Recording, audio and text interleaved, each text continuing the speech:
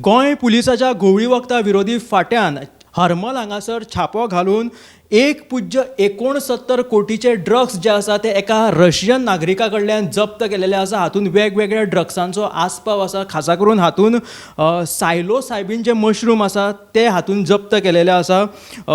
218 ग्राम सायलोसायबीनचे mushroom आसा, त्याच बरोबर 7.9 किलो मशरुमाचे काळे आणि 2 किलो गांजा जप्त केलेलो आसा। 150 सायलोसायबीन मशरुमाच्यो बियो हातून धरिल्ल्यो आसा।